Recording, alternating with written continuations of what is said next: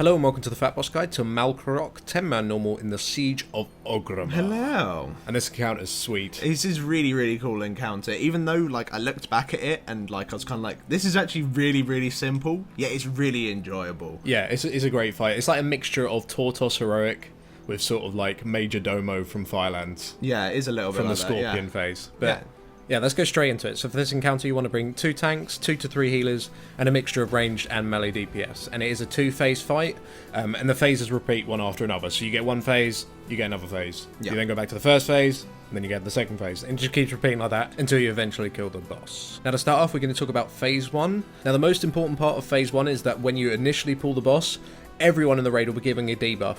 And the debuff works exactly the same way, more or less, how the shield works on Tortos Heroic. However, you don't have to like do damage to a crystal to get it, you just get it automatically. And essentially what this does, it prevents anyone in the raid from being healed. The shield itself will never drop. So if you have only like 10 health on the crystal and you take 100k damage, then the 100k damage will be taken off your actual health minus the 12 or whatever off that little shield that you had. But you can't heal that person back up. You can only ever heal the shield. So if someone's on 1% health and you heal them, it won't do anything. It'll just go straight back into the shield. So essentially people are immune to heals, but the shield isn't immune to shields. And the shield will only go as big as your health is. So it's 100% of your max health. So if you've got 600k total health, then you can only have a 600k total shield.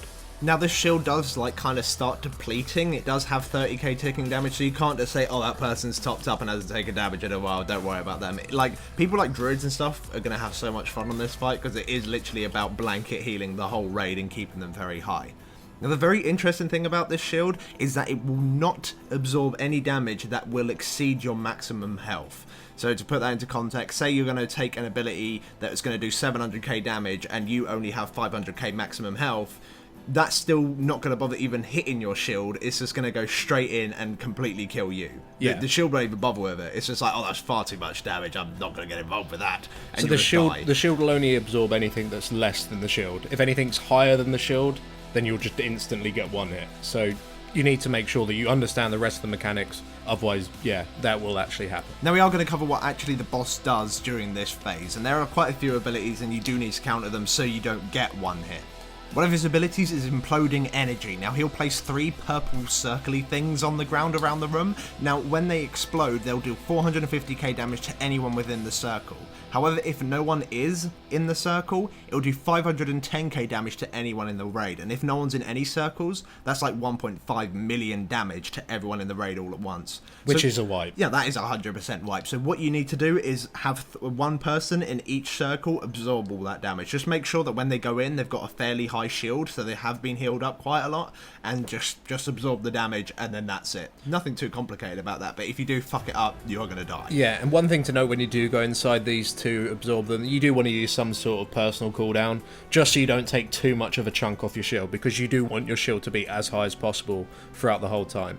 One thing to note about the damage that these circles deal as well is that it is flat damage, it's not spread damage. So if you have 2 people in it, they'll both take 450k damage each.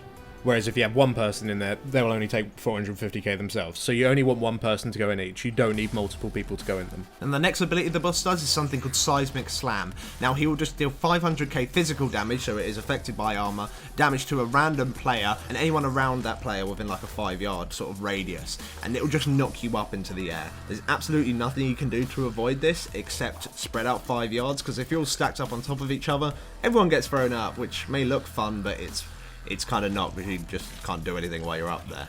Now there is a tank debuff, which isn't really a surprise. Can't really remember a boss that there isn't a tank debuff.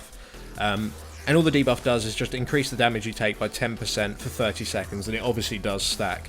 Now one thing to note about this debuff that is actually slightly different to other tank debuffs, because it doesn't really come in on a timer. It will come in really sporadically. The boss will also sometimes apply more than one, so he might even apply 3 at the same time. So you need to be very careful with this, and the best way to deal with it really is to swap around 15 stacks. You could probably drop a little bit lower if you wanted to, it might be worth trying that, but generally around 15 stacks is safe. Just the tanks need to like look out and be very quick and communicate with each other very quickly.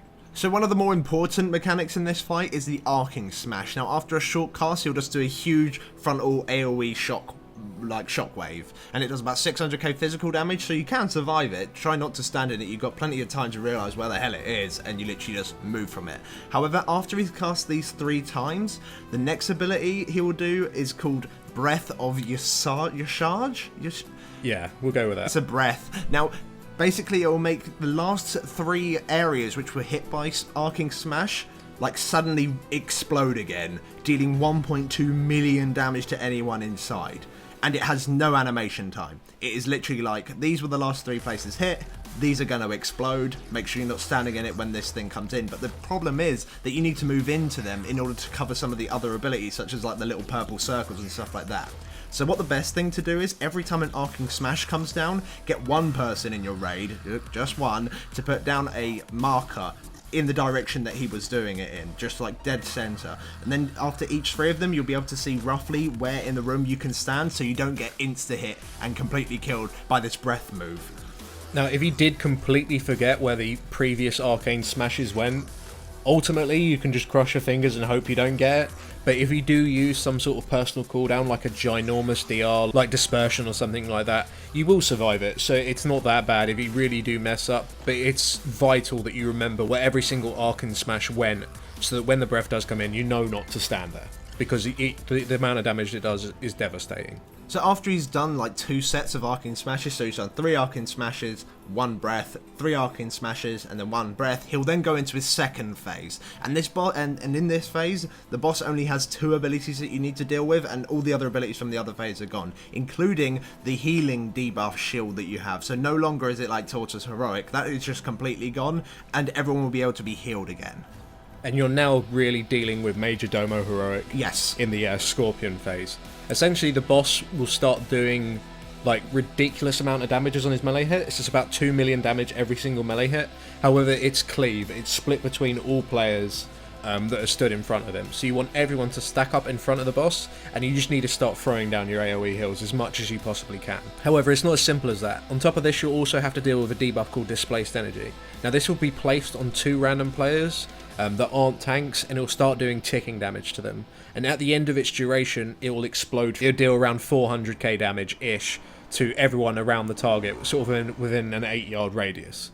However, you can dispel this, so you need to run out the raid if you have this debuff. You need to be dispelled, and then you need to move back in. So it's very, very important that the healers do communicate and make sure they dispel the right targets at the right time, because if you do dispel someone in the raid's going to take a ridiculous amount of damage. Now, you could potentially just stand in the raid and just dispel them instantly, but you would need a ridiculous amount of AoE healing. And probably a huge raid cooldown. And you'd have to use lots and lots of raid cooldowns. But ultimately, there isn't too much damage in the first phase, so if you did want to arrange some sort of rotation, you could potentially do that. But there's no real point, to be honest. Really, there is no real point. It's a very, very simple mechanic to deal with. So apart from the huge AoE on the raid and these debuffs, that's all you have to deal with in this phase. Just heal, don't die, do damage to the boss, and then you'll go back into the first phase again. Now, what's interesting about going back into the first phase is that the boss kind of like has a little RP sort of like transition where you kind of have like, I don't know, 4 or 5 seconds in order to heal everyone back up to 100% HP before the shield debuff comes in. So this does mean that you can completely top everyone up and then they'll get a shield, so everyone's nice and clean. It's like you just restarted the fight. However, the boss will now be doing 25% more damage, and it will do 25% more damage every time he finishes a phase 2. So really, we only ever had 1 phase 2, and then we killed him in the second phase 1, and it like wasn't really too much of an issue. But it does mean that some of the mechanics, they are going to really start hurting, so you got to make sure you do them like even better, like maybe sending people that have got some sort of small cooldown, small personal cooldown, to go and absorb some of the purple circles on the ground and stuff like that. So you just got to be careful for things like that. But overall, that's the fight, really. It just rotates, and if you manage to kill him within 6 minutes, because at 6 minutes he just goes, "I'm killing everyone!" So he just does that, he just goes nuts. Yeah, that's his enrage timer. So you need to make sure that you just don't hit the enrage, and if you execute the phases, it's super easy, really. It's very easy. It's an awesome encounter. Can't wait for it on Heroic. It's going to be fucking amazing. It's going to be really good. So thanks for watching, guys. If this guide did help you out, then please do drop us a like, and make sure to comment, rate, and subscribe. And if you'd like to see any of our other 10-man normal guides for Siege of Orgrimmar, then please do click up on the screen now, and that'll take you straight over to those videos. Thanks for watching, darling. What?